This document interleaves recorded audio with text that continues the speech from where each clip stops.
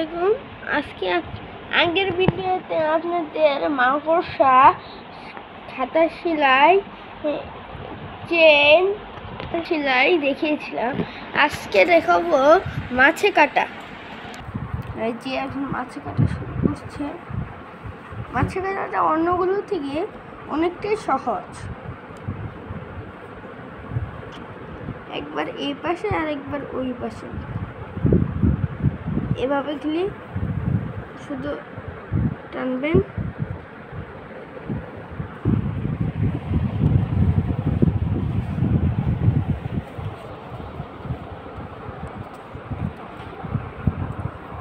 আর আপনারা যে জায়গায় মাছে কাটা ব্যবহার করবেন তার মাথা থেকে আপনারা এটাকে শুরু করতে হবে।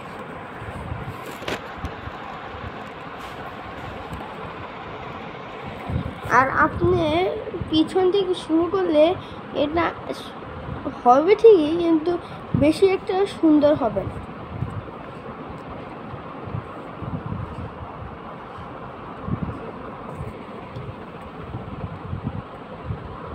এভাবে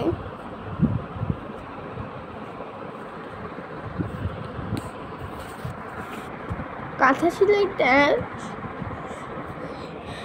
সহজ না, কিন্তু খুব তাড়াতাড়ি হয়ে থাকে। কিন্তু মাছের সেলাইটা সহজ হলেও এটি একটু দেরি নেই।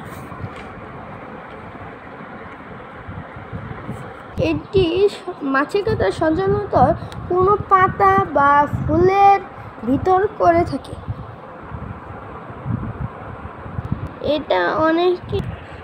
এটা অনেকটা ডাল সেলাইয়ের মতোই, কিন্তু এটা এ পাশ থেকে ওই পাশ, ওই পাশ থেকে এ পাশে নিতে হয়।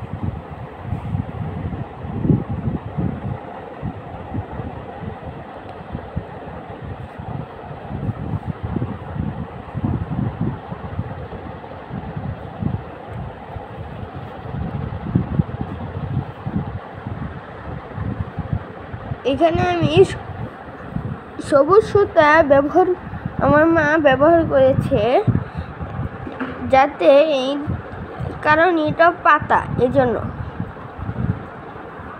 আপনারা ফুলের ভিতর ব্যবহার করলে অন্য কালারও ব্যবহার করতে পারেন।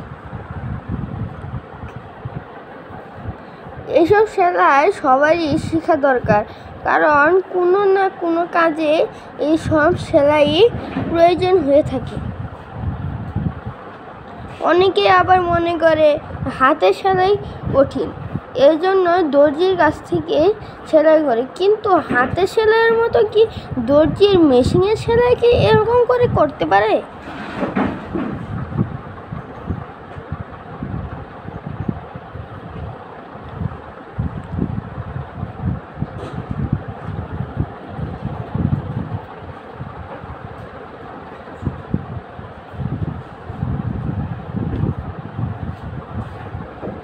এটা শুধু নিচ দিয়ে খেলে আপনারা নিয়ে ওই পাশে নেবেন, আবার ওই পাশে নেবেন। এই জন্য আমি বলেছি ডাল সেলাইয়ের মতো।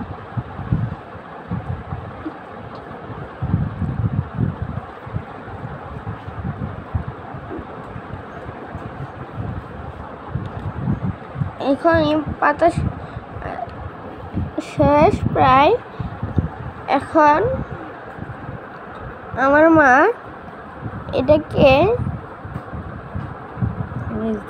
নিচ দিয়ে নিয়ে গিট দিয়ে দিবে। এখন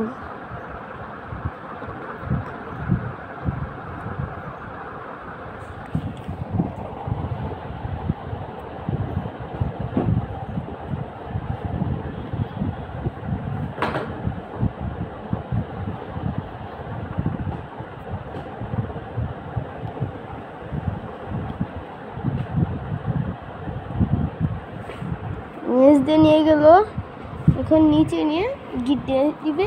ধন্যবাদ সবাইকে।